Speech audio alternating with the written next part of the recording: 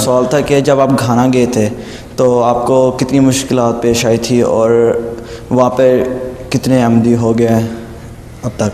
अच्छा बैठो। ज़ाकल्लाह। मुश्किलात मैंने तो वक्फ़ किया था, मुश्किलात कैसी?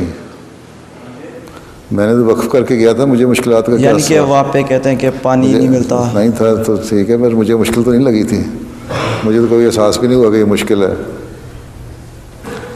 मुश्किल तो वो होती है ये पेश आई जब इंसान सोचे कि ये मुश्किल है।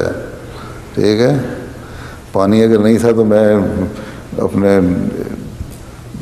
उस पर लेके पिकअप पे अपनी ड्रम रख के ले जाता था और किसी गंदे पॉन्ड से पानी भर के ले आता था, घर आके साफ़ कर लेता था। तो मुश्किल क्या थी? या बाज़ दफ़ा वहाँ लेबर मिलती थी, वो पानी खुद ही डाल जाते थे आके। तो ये छोटी मोटी चीज़ें तो वक्फ़ में सामने आती हैं। ठीक है, उसको मुश्किल नहीं कहते, इसके लिए तैयार होकर जाना चाहिए। ठीक है, जब ज़िंदगी वक्फ़ की हो तो फिर ये नहीं सोचना चाहिए कि मेरे लिए मुश्किल है। जहाँ ये सोचा वहाँ वक्फ़ की रूह ख़त्म हो जाती है। ठीक है, इसलिए ये तो सवाल ख़त्म हो गया।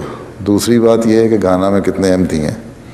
ठीक है, घाना में मेरा अंदाज़ा है कि कोई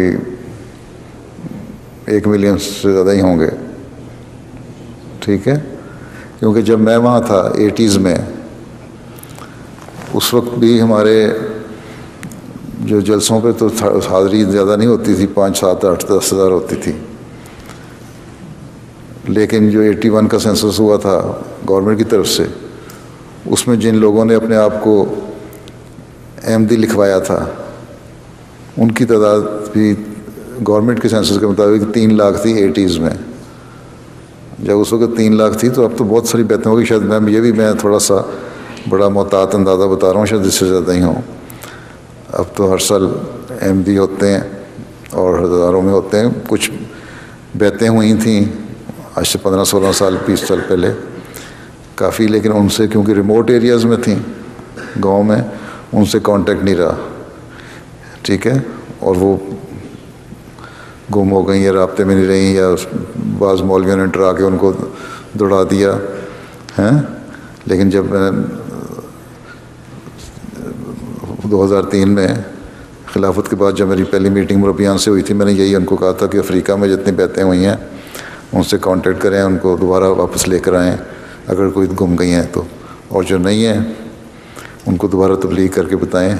फिर अब हम ये करते हैं कि हर छोटे से छोटे गांव में भी बेहतें होती हैं तो कोशिश करते हैं कि मस्जिद बन जाए ताकि उनका कांटेक्ट जमात से रहे। क्योंकि बाज़ रिमोट एरियाज़ हैं अफ्रीका में जहाँ कोई एक्सेस नहीं है, और सिर्फ बाज़ दफ़ा जंगलों में सिर्फ एक साइकिल का ट्रैक बना हुआ है जिससे आदमी जा सकता है, जीपेबल रोड भी नहीं है।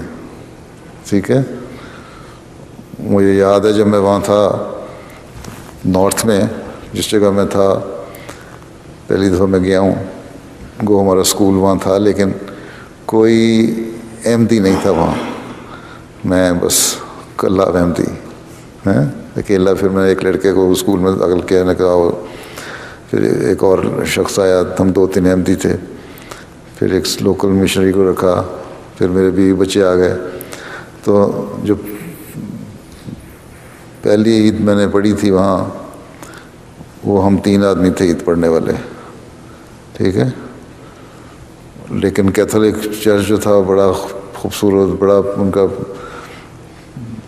बड़ा कॉम्प्लेक्स।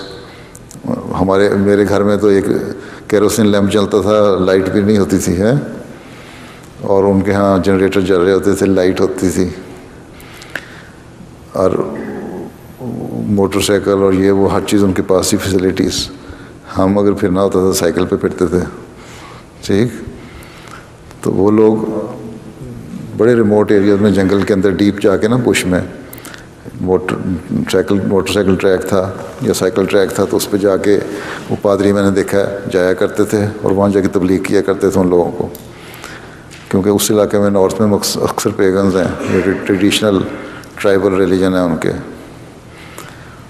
तो हमारे तो ये हालात थे, लेकिन अब अल्लाह का फ़ज़ल है वहाँ जमात बन चुकी है और उस इलाके में जहाँ या मुसलमान थे या पैगन थे, और मुसलमान बड़े मुखालिफ थे, अहमदी नहीं होते थे।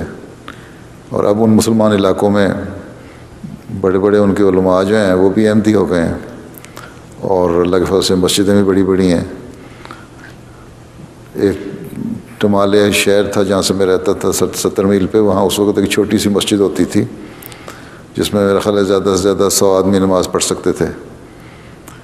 अब वो मस्जिद डबल स्टोरी मस्जिद है, और इस मस्जिद से बड़े बड़े उसके 2 हॉल हैं। तो जमात तरक्की कर रही है तो बड़ी बड़ी मस्जिदें बन गई, और लोग आते हैं और मस्जिदें भर भी जाती हैं।